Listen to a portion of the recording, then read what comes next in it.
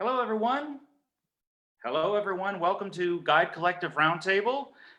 This week, we've got 3 or 4 topics plus some inquiries from our readers or our viewers. Just want to introduce everyone. I'm Andrew, Savor the Experience Tours. I'm sure you've met me before. Next, we have Sarah. She's my friend, business partner, Adventures with Sarah. If you're watching this on her Facebook, you already know who she is. Then we have Reid, who's been working as a tour guide for 25 years and has Imprint Tours. He does mostly non-European destinations. Next up, we've got Trish. She's the CEO and founder of The Travel File. She's also a travel writer, photographer, and a veteran from Rick Steves. And we have Reiner.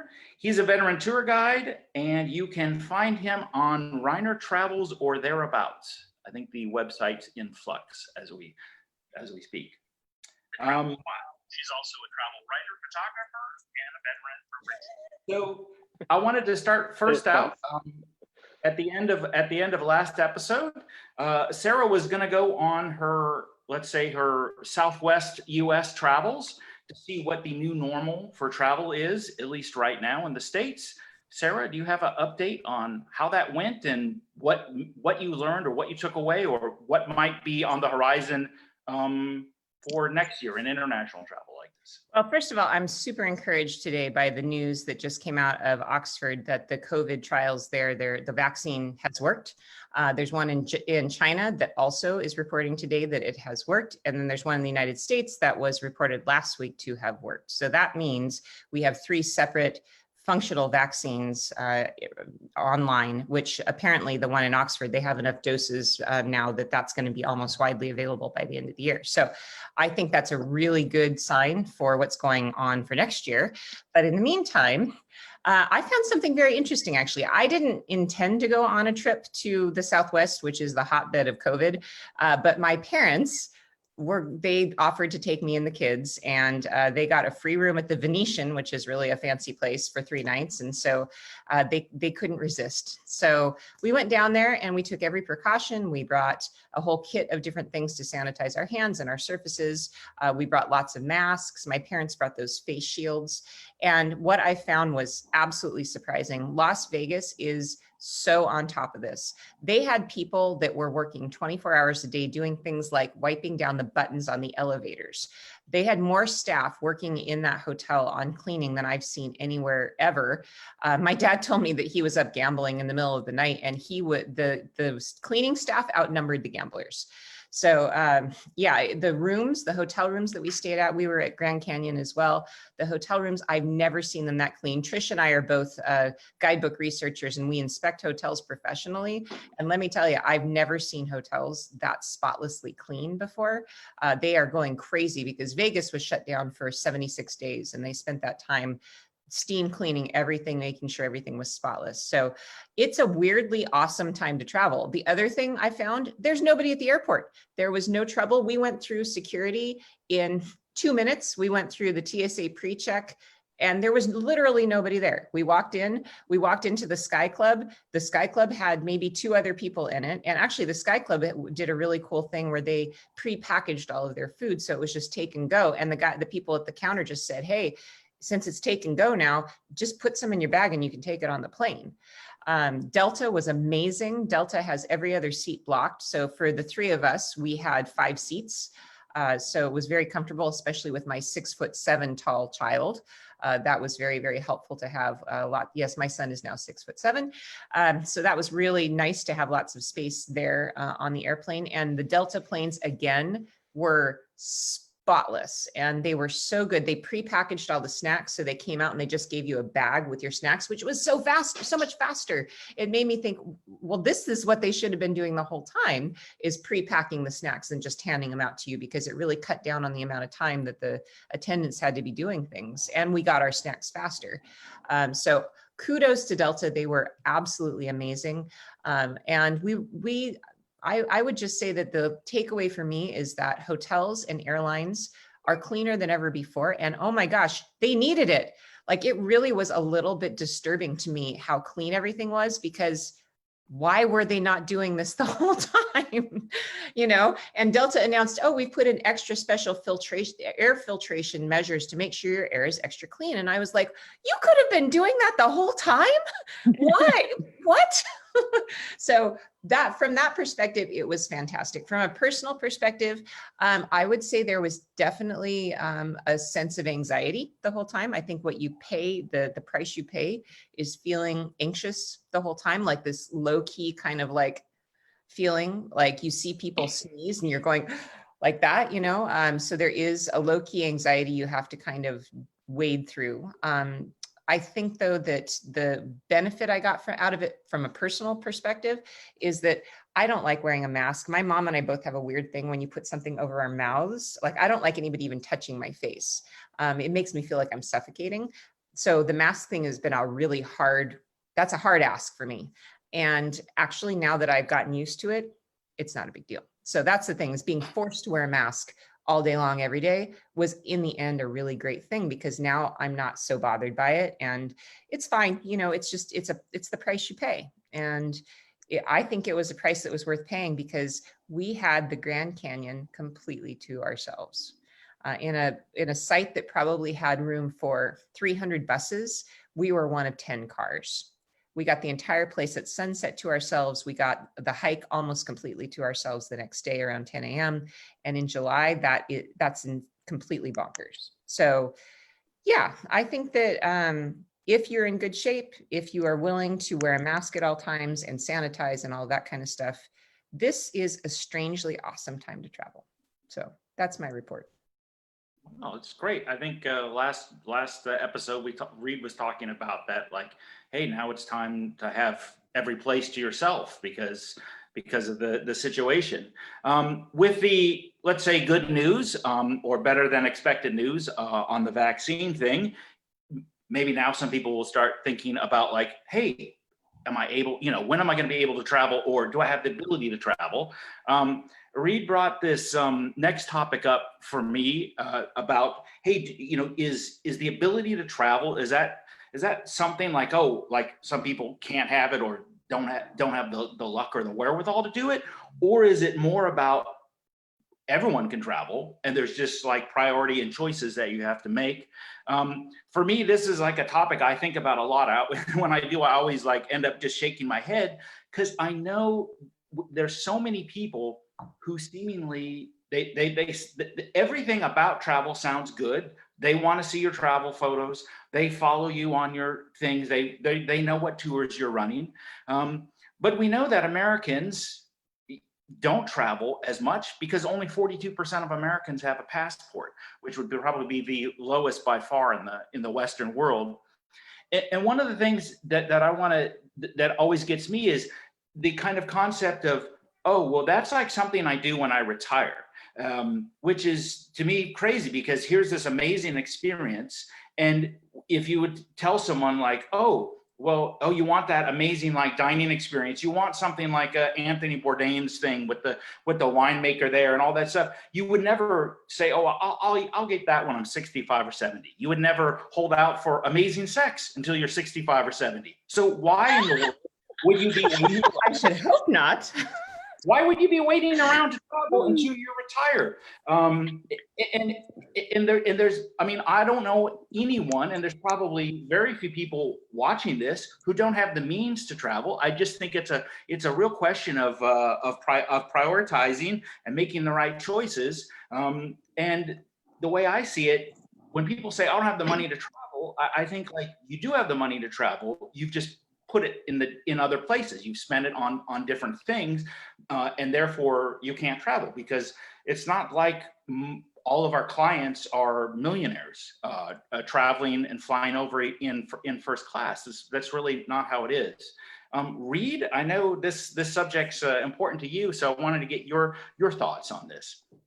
Well, thanks, Andrew. I'm absolutely in lockstep with you on this, as you already know.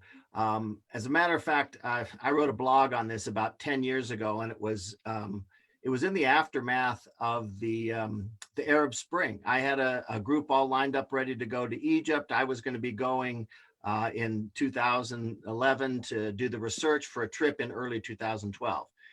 If you remember, it's winter 2011 that the Arab Spring broke out. And basically it took Egypt off the travel map, right? And that set me to thinking about, I had been there before, but most of my clients that wanted to go had never been. The future was very uncertain. I didn't know, at the time I felt confident that it would be again worthwhile to go to Egypt. And of course, it did eventually settle down, and we took groups in 2016. And then Sarah and I had groups there just this last spring, late winter. But the point was, there was some uncertainty about that. And so I wrote that blog, and I called it Go When You Can, Not When It's Perfect. For those of you who are out there and maybe have traveled with me, my primary catchphrase on a tour is about toilets, right? Go when you can, not when you have to. Which, by the way, is good travel advice under any circumstances. Not knowing when the next clean toilet's going to be available, right? Go when you have the opportunity. But I took that little catchphrase and turned it around to apply here. Go when you can, not when it's perfect. Because let's talk about an even more extreme case. Let's just hypothetically say that you as a traveler, your number one bucket list thing in the entire world that you wanted to see were those Buddhist statues carved in the cliffside in Afghanistan. The Taliban blew them up. They're gone. They're gone forever. It's not just a matter of, next year when my daughter's not getting married, and next year when the house is paid off, and next year when I'm fully retired, and whatever excuses keep you from going on a tour. That's another compelling reason, because the travel resource that you're interested in might just be gone someday.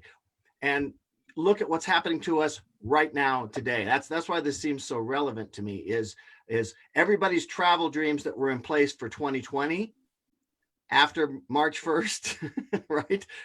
Gone, up in smoke. Now, we're all anticipating and expecting that that's going to go away eventually. Travel is going to come back. We're all praying for that.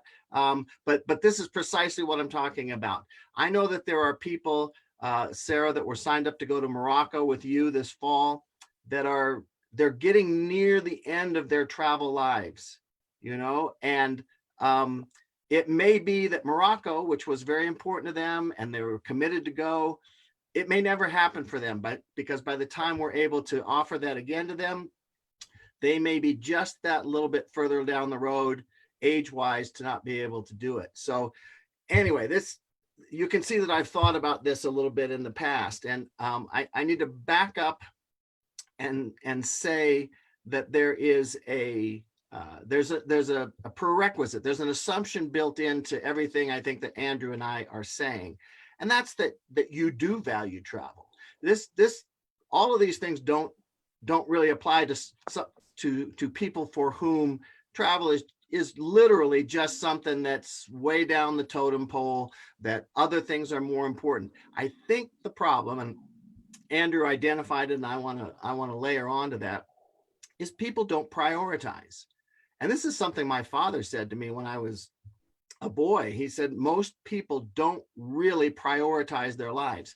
And that has proven to be wisdom that I've seen over and over and over again. People say they want to travel. They'll even say that it's the most important thing to them, but then their behavior doesn't support that. They don't make choices, set their priorities, make minor sacrifices in other areas in order to make travel happen. When I became passionate about travel sort of 40 years ago, I made those decisions. I lived with used furniture for many, many years. I drove a 1989 Mazda pickup truck for 30 years. And it looked like a farm truck in the last 15 years, But, it was, thank goodness I wasn't going on dates anymore at that point. But, and people would kind of comment about my beat up old vehicle. And I'd tell them, well, the money I save on having a new car every 3 years goes into the travel kitty. And when my daughter was little growing up, she'd want to go around the corner and get a $3.50 cup of ice cream. And I would say, no, we'll go to Safeway and we'll, for $3.50, we'll buy a half a gallon of ice cream. I think that's how much you got in those days. And my lesson to her was, we save money on the little things so we can do the big things that are important to us, like that next trip.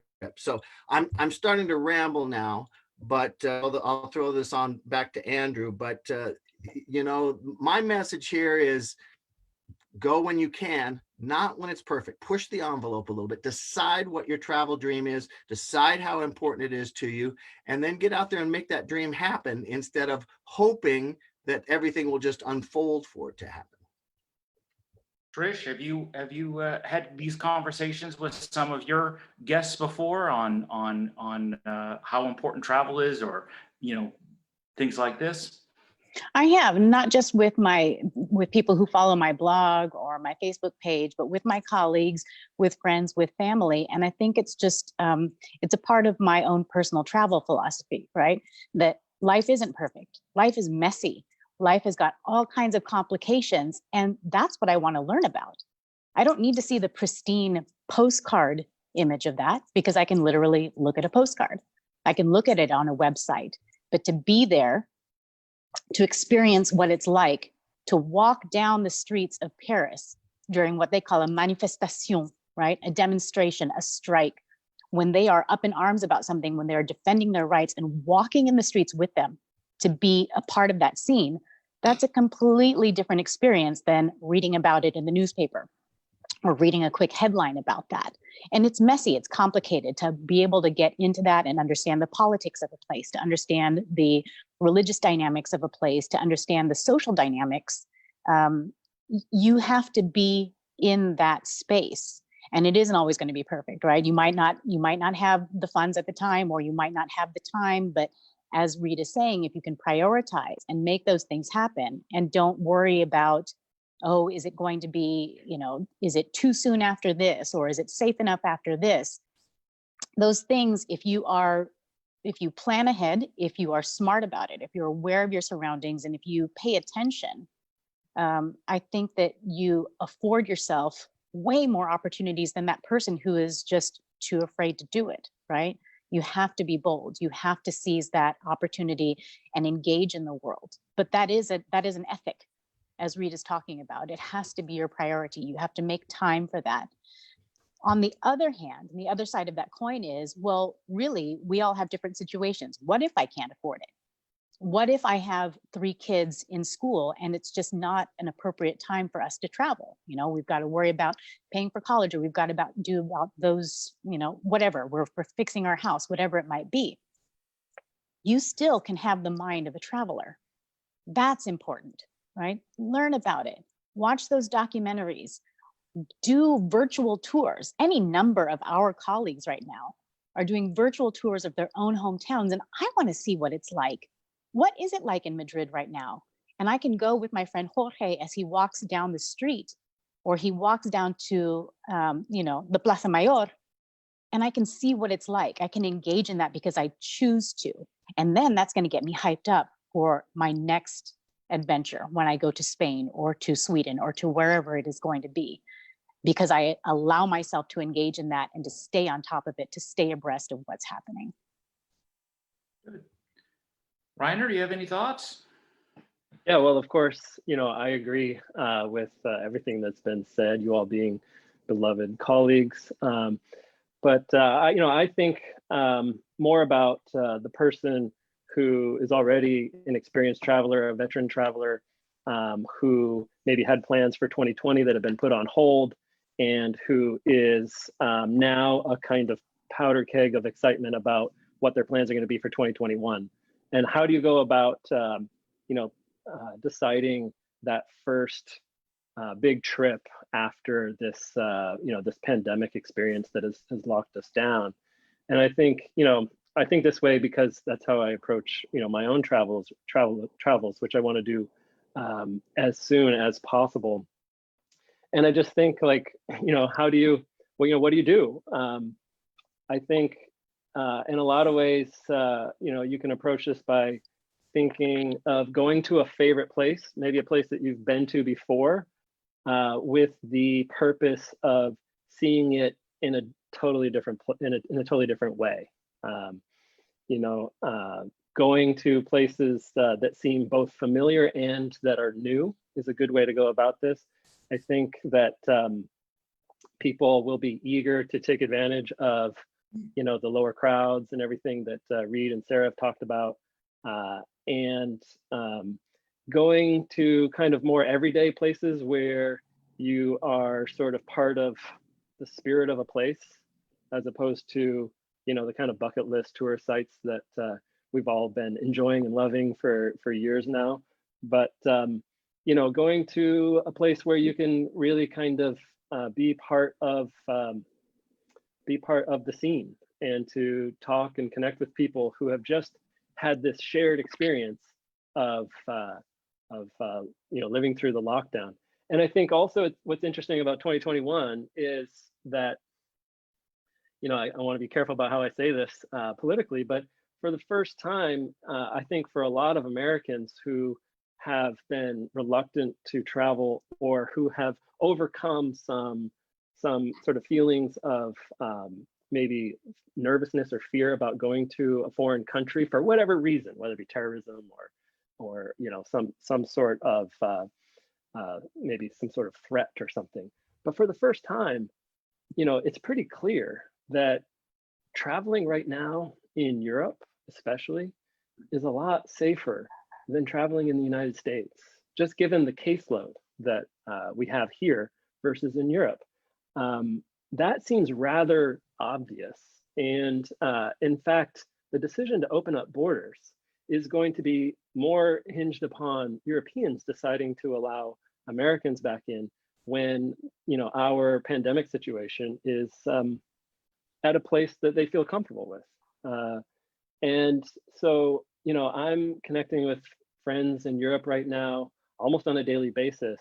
And it is amazing to see, in the same way that Trish was talking about with virtual tours and everything, and just, speaking with people on live video calls and live streams and whatnot. It's amazing to see how open the European towns and cities and squares and piazzas are. People are back at it. They're going to the beach. They are socializing. They're out on the street. They're wearing masks. They're taking proper precautions. Everybody has adjusted, but people are engaging socially, and it's really cool to see that they are now enjoying the benefits of the great sacrifice that they went through in the spring.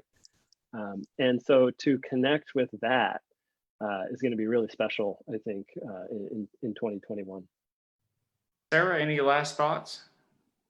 Well, I'd hate to be a little bit of devil's advocate here, but I think that when we talk about the possibility of everybody being able to travel, I think that we shouldn't kid ourselves and think that that means 100% of everybody. And we need to acknowledge our privilege. I think that that's important to do. There are a lot of people in this world that won't ever get to travel. A lot of Americans, especially, people all over the world, but also a lot of Americans who will never have the opportunity. So I think that it is good to have that in mind, that if you're fortunate enough to be able to put money aside to do this kind of thing, that you are lucky. That said, travel doesn't have to necessarily be a grand trip to India or to Africa or to Europe.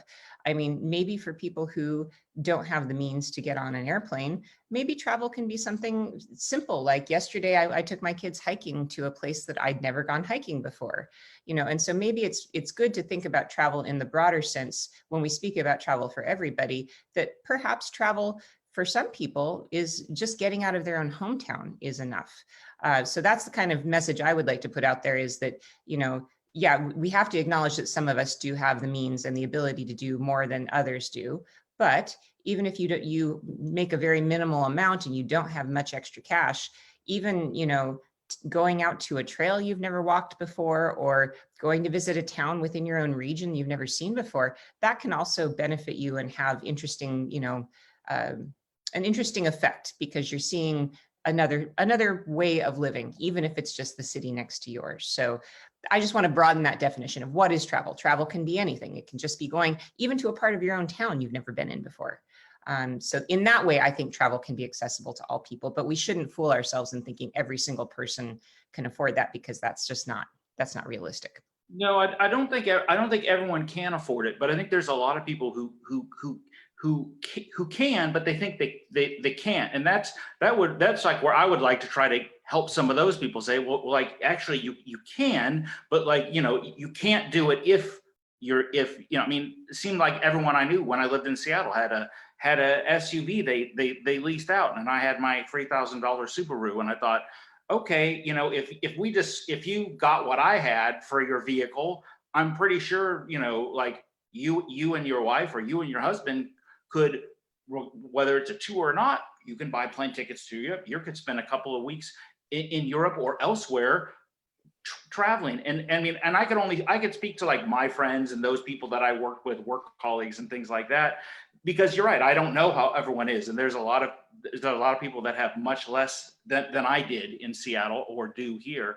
But I hope people who would like to travel, and maybe they're thinking now, oh, you know, something like this could happen out of the blue, and you don't know what. So how long do you have to travel? Whether it's because of something stopping you, like a pandemic or health issues or other things, that if you want to travel, like then you need to start, you know, putting your priorities so you could actually go travel once it's okay to. Otherwise, you know, who knows? And I have no idea what it's going to be like when I'm 65 or 70, if I would have waited around for that to travel, if there would have, you know, what life would be like for me and how things would be different in the travel world. Kind of on that, on getting around and dealing with unforeseen circumstances, someone had brought up the question of travel insurance. Is it necessary? Is it smart? And I'm going to take a step back by just saying I've purchased travel insurance many times. Fortunately have never had to use it. So I'm wondering if anyone here has actually had a chance to use it, or had maybe some stories from some of their guests, or maybe on a tour the guests had to go early, or perhaps you had to evacuate, things like that. Because when people ask me about it, I could say, well, I bought this and this before from these companies because they seem to be good, but I've never actually had to use it for anything. So I'm a little experienced. So if someone who's had some experience with this would like to chime in and give us their take. Well, I think all 4 of us have dealt with travel insurance before as tour guides, because most people who've gone on tours with us are encouraged, and I would encourage anybody who takes a tour with me to get travel insurance, because it is absolutely shocking sometimes when people injure themselves, how expensive that is. And travel insurance, you know, I think you need to price it out and see if it works for you or if it's right for you. But especially if you're older or if you have pre-existing health conditions, I've had people use it, and it has saved their hides in a lot of ways. So I don't know. I think that's one of those calculated risks. If you're young and you're healthy and you're careful and you don't fall very often, maybe it's not necessary. But I would say if you're older, you have any kind of health issue that might be concerning, I would highly recommend it, especially if you're on one of my tours. Please have travel insurance. Reid? Sure. You know, as the owner of a tour company, I have that exact perspective that, you know, as an independent traveler for decades, I never got travel insurance. I bought those plane tickets. I knew I was going to go. Nothing was going to stop me from going. And when I started running tours 15 years ago, you know, my own tours, I didn't push that hard for people to get travel insurance.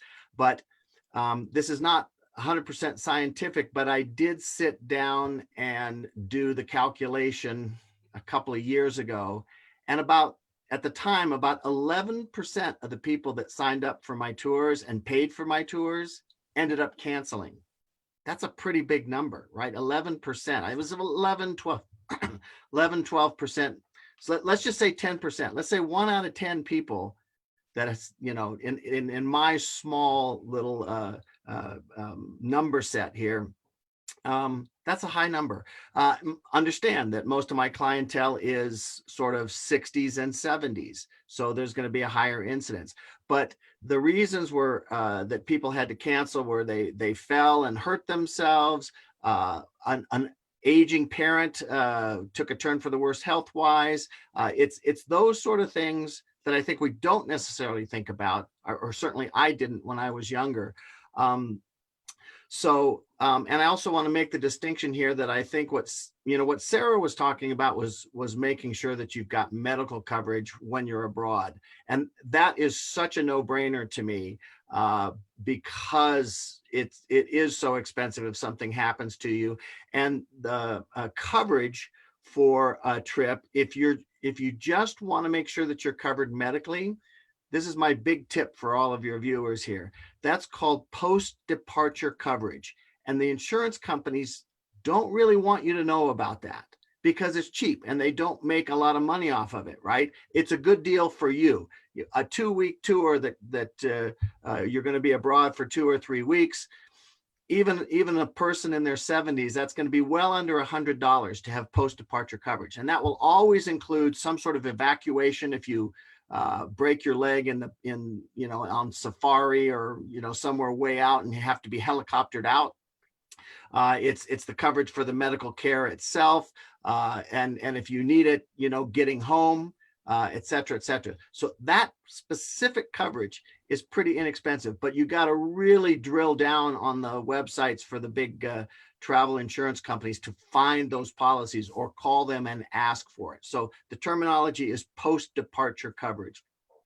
But to go back to my numbers, right, that 11%, that was people that actually had something happen in their lives that they had to cancel the trip. And had they not had coverage, then they were out all that money. And I can't tell you what the numbers are, but quite a few people, when they had to cancel, would come to me and say, I know you told us to get travel insurance, but we didn't. Is there anything you can do for us? And, this is maybe just weeks before a tour is going to go, and everything has been paid for by Imprint Tours. So I'm not in a position, even if I want to refund any of those people, any of the money that those people have paid, because it's already primarily been spent. So, and that's heartbreaking, right? When that sort of thing happens.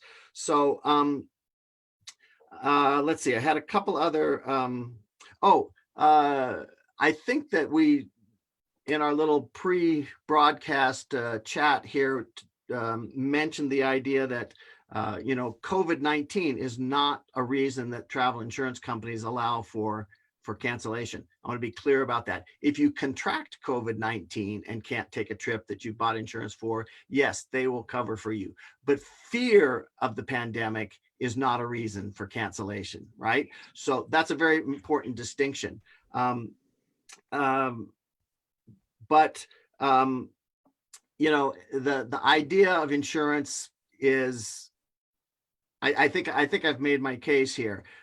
I certainly didn't think I ever needed it, but now that I'm in my 60s and I've seen this from a tour operator's perspective, I really can't emphasize enough on how important it is. And if you have aging parents, if you're in a high risk category, having the full coverage, right, that covers your flight costs, covers your the cost of your actual trip, that's a good investment as well.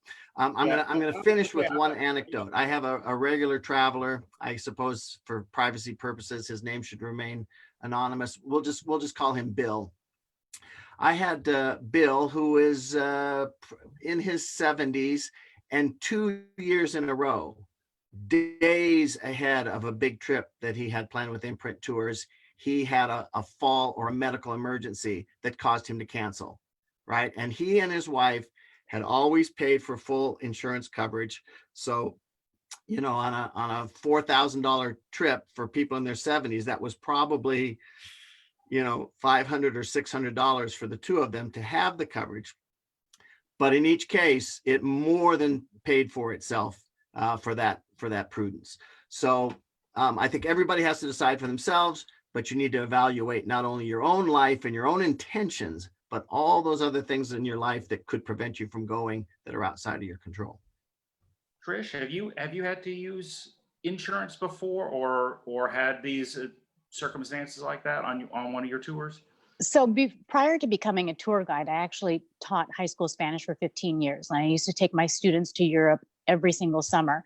And the company with whom we traveled required that we have some kind of insurance, right? So you can choose your level of things. If you just want medical coverage, if you want baggage loss coverage, if you want the whole complete package, you could do all of that.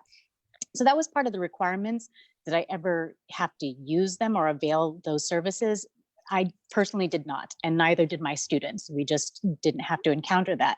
As a tour guide, I've certainly dealt with that with a number of my tour members where they've had to use that. And it has been a godsend. It has really been a blessing when, if a medical issue happens, or if they've had to stay behind in a city and we've had to move on, they might have been hospitalized or something like that. I know that they have somebody with whom they can be in contact with who is taking care of all of those things. It's a very stressful situation if you or your loved one is having a medical issue, and to have that safety net and to pay not that big of a price for it, right? I mean, the actual monetary output is nominal, as Reid said, compared to what you would have to pay on your own if you were just having to deal with that and didn't have insurance. I have found seems to be really worthwhile for my tour members. But personally for me, when I became a believer was actually when I was doing tours for Reid. So just on a recent trip to Vietnam, I bought insurance just to cover my travels, and I bought full coverage. And for a 3-week journey, I paid a very small fee. I paid less than $70 for full coverage for 3 weeks that included baggage, medical, if heaven forbid, repatriation, all of that stuff. Everything was covered for about $70. And that peace of mind really turned me over to that. So from here forward, I probably will not travel unless I have travel insurance, because I can't put my own family in jeopardy. I can't put my family's finances in jeopardy if something were to happen to me, heaven forbid. But if something did, I don't want that stress going on my husband. I don't want that stress on my parents or whoever. I want it taken care of, and I want to make sure that there are protocols and procedures in place where, for again, $70 or whatever it costs you, I think it's really well worth it. So I'm a believer now. Can I just jump in and add that if you have a travel credit card, some of that stuff may already be included. I have the Delta Amex Reserve card, and it includes a lot of that stuff if you purchase your plane tickets or your hotels or whatever. You have to read the fine print, but some of those travel credit cards are really stars when it comes to including some of those things. Evacuation insurance, that's the one thing I would probably pay extra for, because that's the thing I've seen people get really slapped for is, if you need to get home and you need to be laying down because you've broken your leg, that's a $10,000 plane ticket. So that's the one thing I would pay extra for. Yeah, it's funny when I lived in Seattle and I would go to Europe running my own tours or just traveling on my own, I would always get it because it is so inexpensive.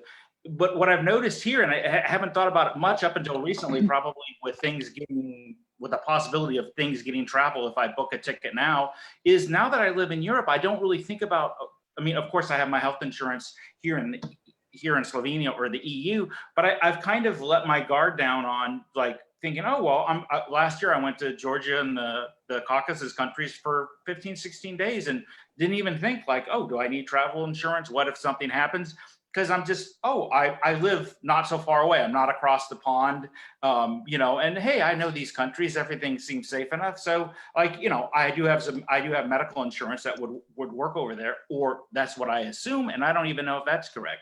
So yeah, it's actually, I would say a good habit to always be in, and all the tours that I run, I encourage people to get in. Can I also just jump in 1 second about fees and for medical care? I think a lot of us are so shocked and tormented about how much medical care costs in the United States that we don't know. A lot of people don't know that medical care is basically super cheap everywhere else in the world. So for me, I don't know that I would pay for the extra medical coverage. I would just pay for the evacuation piece, because Generally, everywhere I've ever taken anybody to the hospital, they've been charged virtually nothing. The most I've ever seen anybody get charged, I was in Palestine in, what was it, March, and somebody had to get a bunch of stitches in their head. And we went to an emergency room, the most beautiful hospital. They took great care of us, and her bill was $200. Okay, wait, you need to go the backstory on that, because when you just say Palestine and had to get stitches in their head, I think people's minds might go with their I don't want to imagination. suck up all the oxygen in the room here. That's a long story, and there's so many like layers to that story that we need a whole session just to talk about that particular incident. But it was more like slip and fall than it was like, okay, there's some kind of attack happening. Oh yeah, no. She Yeah, just, okay, we that's were what in I want you to Nablus and she just fell and she hurt her head. No, it wasn't that we were like subject to a rocket attack or something like that. But there was a lot of weird stuff that happened in association with that connects with the political situation in Israel that was just like, but anyway, but that's just the point, is that, you know, when you're thinking about, oh my gosh, you know, here, if I broke my leg, it would bankrupt me. It would cost me $100,000. I had somebody break their leg in Italy, and we took them and they paid out of pocket at the hospital in Bolzano, which is one of the nicer hospitals, and they paid $50. So, you know, that's a piece of buying the insurance that you should probably think about, is factor in where you're going. And, you know, if you need to pay $200 extra to be covered for medical insurance, A, your medical insurance may already cover you, and B, the place that you're going to may have you pay out of pocket, but it's going to be probably not much, because nobody else in the world is crazy enough to charge as much as we charge for healthcare. And in fact, people who visit here are terrified to visit here without health insurance. All of my friends that come and visit, all of our colleagues, they are terrified to set foot in the United States without travel insurance because of how bonkers our system is here. And that travel insurance to come here is very expensive. One thing to add too is sometimes people, like, you might say, oh, I'm going on this tour, I'm going to get that. People, like a lot of people, like Australians I have, they travel for a very long time. And so you really need it for like the entire time you're traveling, because I've had people pre-tour not be able to come on the tour. And then, yes, they had repatriation and evacuation and other things like that. So, you know, it is so inexpensive that it's worth it. Like, hey, if you're gone for 8 weeks, you know, make sure you have it the whole time, not just for when you're on the tour. I'm gonna switch over to wait, no, Reiner didn't even interject. Oh, sorry, Reiner.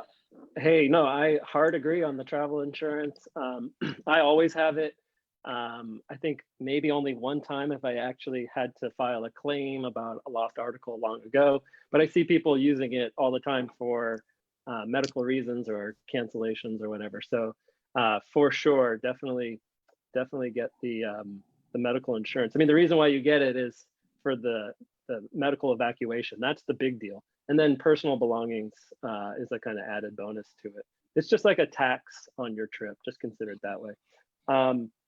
And a minor point here, but sometimes people's homeowners policies, or maybe if you have like renter's insurance, if you're a renter, that those policies also sometimes cover your personal belongings, even when you're outside of the house. Just something to look into. I had a question real quick though. I want to make this one a fast one. Because I have a trip coming up here in a couple of weeks, and I'm looking into accommodations. So this is, you know, a sort of right now travel decision to make. You have 3 options to this question, okay? The question is, you know, what kind of accommodation should I look at for an overnight stay on a road trip? A hotel, an Airbnb, or either is fine. What would you guys decide? Hotel. Yeah, I'd go with hotel right now too. Hotel. 100%. I would say hotel. Yeah. The hotel, Yeah, like I said, just for you're taking this sterilization thing so Right. seriously, and you never know what an Airbnb is going to be looking like. Right. That's kind of what I was thinking too. Just for the time being, I think there's going to be a lot of interest in the services of a hotel and how well organized they are. Versus the one-off of an Airbnb. With Airbnb in Europe, there's some cities, because tourism is so down that people are just like, well, I'm not going to bother reopening to try to get 15% of what I got last year. So then I would think like, okay, then they're probably not, since they're not open on any normal basis, I would question, like, are they going to be very, clean and sanitized, and are they going to be reading whatever updates are coming from their government or from their tourism board about those kind of standards? So that'd be another reason I think I'd do a pass on the Airbnb. Guys, Although Reiner, wait, hang on though. Reiner, I would say, I don't think it necessarily needs to be like big chain hotel or whatever, right? So if you are an operating business, not an Airbnb where you're like subletting and doing that kind of thing, but if you are a functioning B&B that is operating in the tourism industry, you have legal standards and health standards that you have to meet within your own county. So if you as a traveler are doing your research, not only going to their website, but I would look at that particular county that you're going to and you see what those requirements are. What do they have to do? Are they being shut down? Do they have to clean every whatever? And directly talk with those owners. I would want to, just because of my ethic of travel, is I want to leave money with the local economy, right? So yeah, I can go to Marriott and I know they're going to take care of everything, but how can I help that mom and pop B&B or small hotel, because they're hurting, So if you have that option, it might be a nice thing to look into. But do your research, do your homework. All right, I want to get to some audience questions. We had last week, I got an email from Ken asking me about U.S. had closed its borders to Europe. Of course, the EU had put out the statement the 1st of July, Americans are not, let's say, welcome in the EU, although that's not 100% true. Wondering if, and he was wondering, hey, is this because, reciprocity? We're not, if the US isn't going to let Europeans in, or, is it the other way around? And my quick thought was not really, because there's actually countries in the EU that you can visit as an American, Croatia, which I think we talked a little bit about last week, and other countries in Europe in general, Albania, Serbia, Turkey, whether or not you consider it Europe or not, they're letting Americans in. So I don't think it's about just tit for tat, at least not right now. Even the countries that the EU has like allowed in that are not from Europe, some of those many countries like Italy is not allowing anyone from New Zealand or Japan, and that list of 14 countries in, it's just like their decision. So there's so many things, it's not even like a Europe in general thing, it's each individual country making these things. So I think right now it's not tit for tat, and I would expect at some point that different countries in the EU will start allowing Americans in, and they're going to make that decision on their own. And I don't necessarily think it's all going to come at once as a whole decision. Sarah, do you have any thoughts on that? Well, my thoughts on it are that I think that, yeah, there is going to need to be a change with the policies in the United States if we hope to get back to letting people transit. And I think our government is definitely standing in the way of that. So I don't think it's a direct tit for tat, but I think it is inspired by that for sure. And what you're saying is quite interesting, because it is true. I just read about that this morning, that even if the European Union has said these are the only countries that can come in, that's not actually being followed. And there are every country does have the leeway to make their own choices. So one of the questions that's popping up right now on our Facebook stream is, yeah, it is possible to go to Croatia, but how could you actually get there if there are no direct flights from the US? And the way you can do that is you can either fly through Turkey, which Turkey has no problem right now, or you actually could fly through Europe, because certain countries, you have to look it up, but some countries allow transit. So you can transit, you can be in the country for 12 hours, but that's it. So you have to be moving on to somewhere else. The other piece is some countries are requiring testing when you arrive. So like Croatia, you have to have a certificate saying you've been tested for coronavirus within 2 days. The problem, and I'm looking into this because I'd like to go to get myself over to Italy as soon as possible. The problem is that how do you get that testing here in the United States? Because I don't know how to get a coronavirus test 48 hours before my trip. So that's going to be kind of the barrier to that. I would say there's been a few questions popping up on the Facebook stream about where could you potentially go. It sounds like Turkey is a pretty good bet if you're interested in going to Turkey. But again, the bigger question to ask yourself is this the right moment to take that risk? Whereas if there's a vaccine on the horizon, maybe just postponing till next spring might be wiser. So. Yeah. Reid? I really don't have any expertise to weigh in on this. So I'm gonna, can I pass? Is it allowed? Yes. Pass over. Oh, and it's passing to me now. So, gosh, yeah, no, I don't have that kind of expertise right now. I think it's changing so much. But I don't blame European countries at all for not wanting US citizens to come in. I mean, if you look at our track record, if you look at the cases that we've had with coronavirus, and then the uptick that has happened in the last couple of weeks, we're not doing something right? Maybe many of us are, some of us are, but it's a sacrifice that we all need to make for the time being. And it is a short one, and it is not that grand of a thing.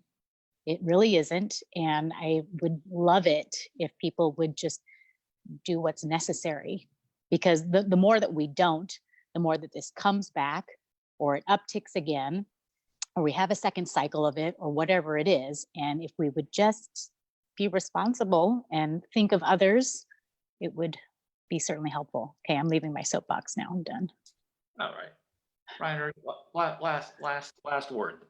Yeah, last word is that I don't think that it has to be tit for tat right now. I don't think that it is, but unfortunately, I think maybe our political leadership sort of sees it that way. So yeah, what comes of it, I don't know.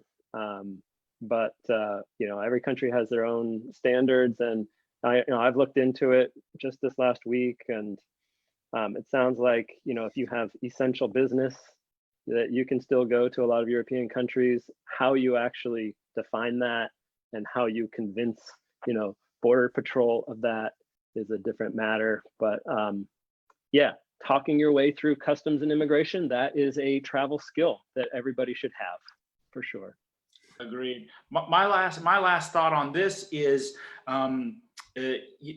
even if you have all your ducks in a row, the fact that things can change so much, and even if you have your ducks in a row and they haven't changed, I've read numerous stories that the issue for, let's say, Americans going to Croatia or certain places where they can legally go, if they have everything, is actually not with crossing through Frankfurt Airport or coming into that country. It's actually at the US airport, and the people at the airline not knowing what is. I mean, and that's the thing right now. Everything is so disorganized because everyone's kind of got their own rule book, and it's green, and it's in Slovenia we have green and red, and if it's not one of those, it's yellow, but they don't even call that a list. They're like, oh, well, then it's kind of like red, but this, except for this country that's yellow, and then it's like red, but these other rules. So that's the thing that has to get, as far as traveler go. I mean,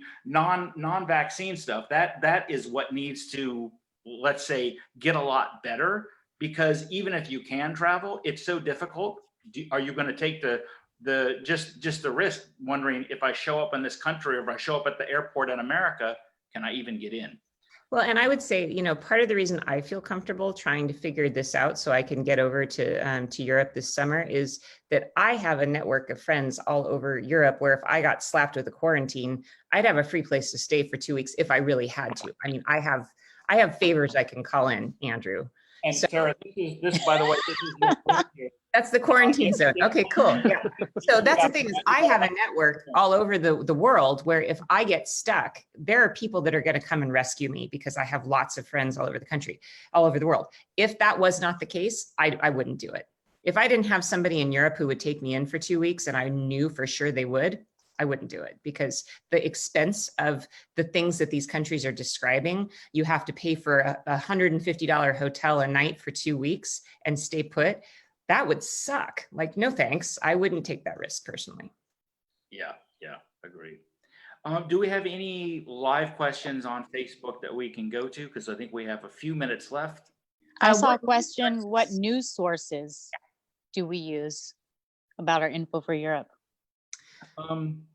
I read What- Italian news every morning. So I have on Twitter, I've programmed all of the major Italian news sources and French news sources, just also because I like to practice my language skills, but also BBC. Yeah, and I would say whatever country you're thinking about, you find there's almost any country in Europe I could find the English language newspaper or multiple online newspapers in English. Since we've talked about it, because Croatia is one of the few places that you can go.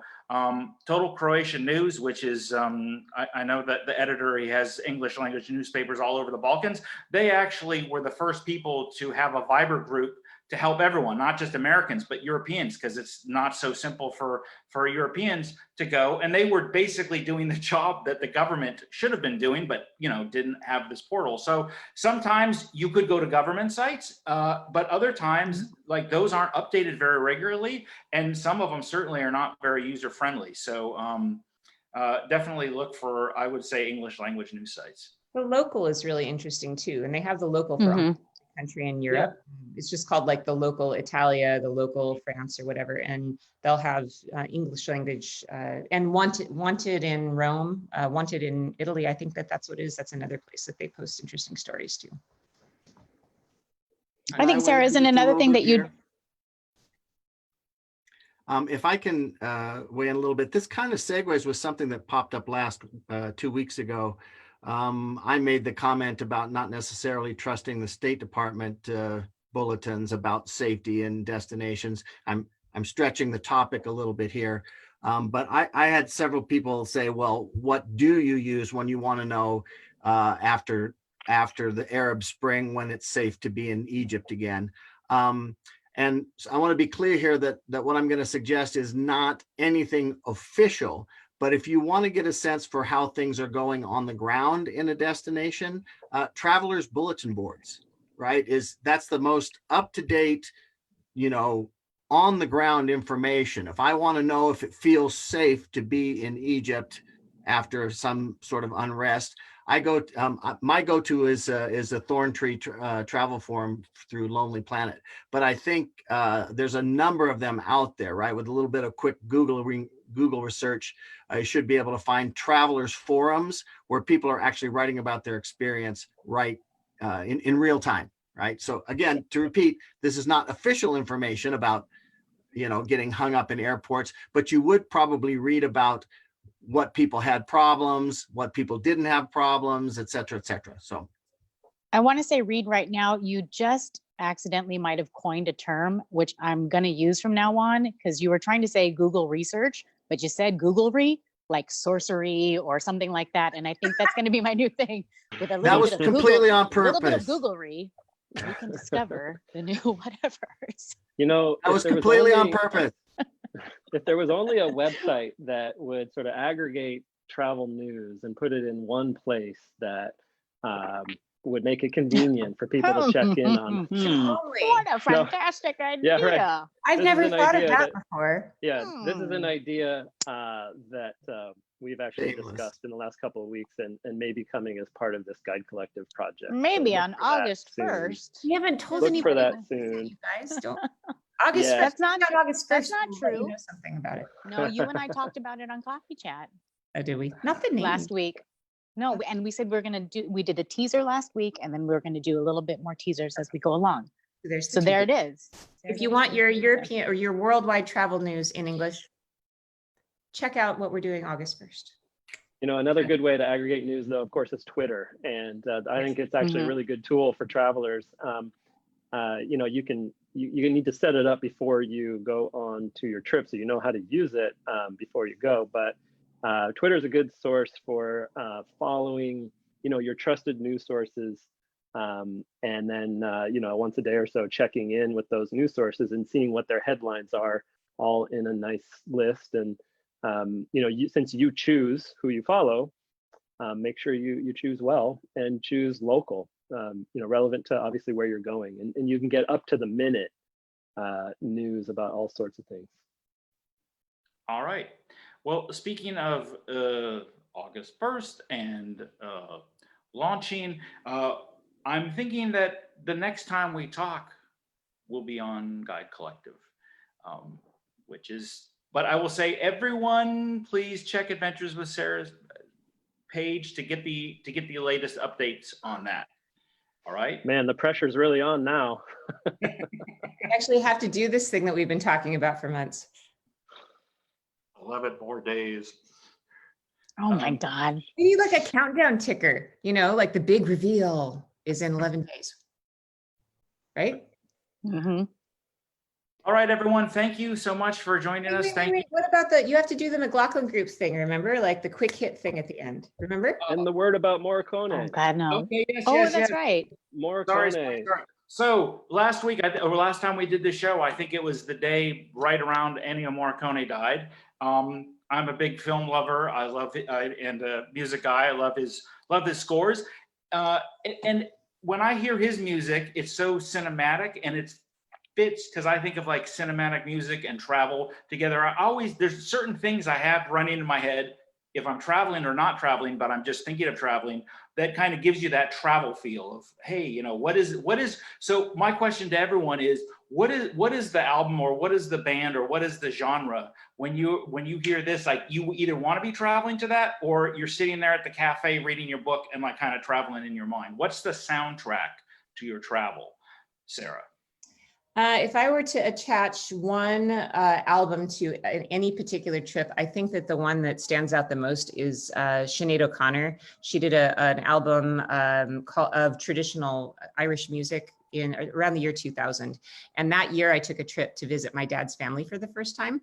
And I met all of my aunts and uncles. My dad is an immigrant from Ireland. And so he has 2 brothers and a sister in Ireland. And so I flew over there in 2000 to meet all of them. And that was the album that was on the radio the entire time. And so I have a very strong connection. Every time I hear that, I think about my family in Ireland, and I think about that particular trip. But I used to, in the olden days when we did mixtapes, I used to do a mixtape for each of my trips, and then I'd save it so that mixtape would remind me of that particular trip. Awesome. Reid, you've got something queued up in the bus when you're ready to go, or at home when you're thinking about going? It's not. I'm proud to be a Belgian, even because I'm not Belgian. Sorry, that was an inside joke. Proud to be a Belgian. Yeah. Yeah. Sorry to put that earworm in here. No, I don't have an album, but I have a song. Going back to the '80s, Alan Parsons Project. I can't tell you the name of the song, but it's about travel. It's about a traveler and discovering who you are kind of while you're traveling. And that's the tune that runs through my head when I'm packing up and getting ready to go. So Alan Parsons Project. Okay. Trish? Well, not that I necessarily associate it with any particular trip or when I travel, but whenever I hear Girl from Ipanema, that just makes me feel like I'm in a travel zone. I feel so zen. Like that's the sensation I want when I'm traveling. So I always think of that. But what I do whenever I travel is using Wi-Fi or using my data. Whenever I hear songs, local songs, I will turn on my Shazam and I will have it decide what that song is, right? Because it can recognize digitally what that song is if it's playing on the radio or a CD or something like that. And that way it saves an entire playlist of all of these really cool songs of when I was traveling. And then I will go back and kind of formulate that. So I might say, you know, my trip to Bulgaria or my trip to Sweden, and all of those songs come up there, and I can immediately be retransported back to that trip. You did that when we were in Morocco, didn't you, Reiner? What's that? You did that when we were in Morocco, when we were driving through the Sahara with all the guys and they were blasting that like Arabic techno. Right. Yeah.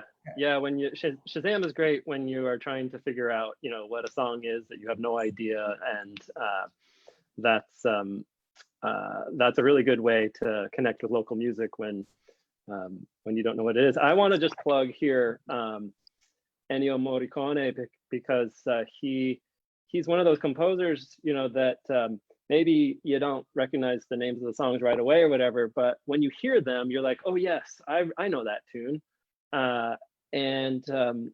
You know, I came across a really beautiful video right around Easter time that was produced in Rome that had a young violinist playing on top of the city hall on the Capitoline Hill in Rome, the Campidoglio, and was playing, I think it's the Once Upon a Time in America, theme song by Morricone.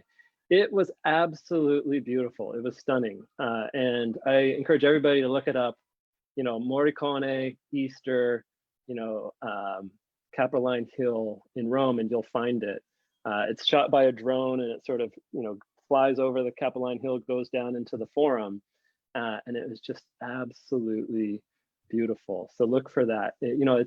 He's that sort of quintessence of connecting emotionally with a time and a place, Ennio Morricone. So Definitely. That's what Italians do well. I think music is the great time travel machine anyway. So it could take you back to whatever place you were, or maybe you even weren't, but you kind of imagined that you were there. Like Trish was saying, I have Crazy by Gnarls Barkley. That was what I heard the first time I went to Romania. So every time I hear that song, I get to relive my entire first trip to Romania, because it just was like everywhere I went. Living and traveling a lot around the Adriatic, I'm also a big girl from Ipanema and all that Brazilian jazz stuff. But I have the mountains nearby, and so for me, when I'm in the mountains, it's got to be James Bond, old James Bond. So On Her Majesty's Secret Service or any kind of John Barry soundtrack. I'm like, okay, I'm not getting faced, on skis with guys by machine guns, and I'm not going to find the secret lair, but it just gives me that, I don't know, that feeling, takes me back to that time and a place when I wasn't even alive, when they made those kind of epic James Bond movies. And that's how I used to visualize Europe, was, through that stuff. So any kind of Bond music is perfect for me traveling. I would say the one thing that I do that's super cheesy as a tour guide, but I love, is that I like to deposit earworms like that in people to create that memory. And I know shouldn't reveal my tour guide secrets, but one of the things I always do at the end of my Italy tours is that the very last thing I do before we arrive at the hotel is I play Andrea Bocelli's Time to Say Goodbye. And I play that. That's the only time I play that song. And I play it as we are about to step off the bus and we're saying goodbye to our bus driver. And everybody's like, but it's beautiful, because then they take that home as a subconscious memory. And then that song will always remind them of their trip. So little tour guide behind the scenes. If we had our own Spotify channel, well, then probably we would have all this up, but we haven't gotten to that point yet in our stage. I was actually already working on it. Oh, good. Ooh, Guide Collective Spotify. Yeah. Ooh, I love it. Would be fantastic. Okay, now this is the time where I'm going to sign off, and I'm going to say, have fun storming the castle, everybody, and we will see you on the next episode. I love that movie. Ciao. Bye. Arrivederci. Ciao. Ci vediamo. Ciao. Ciao.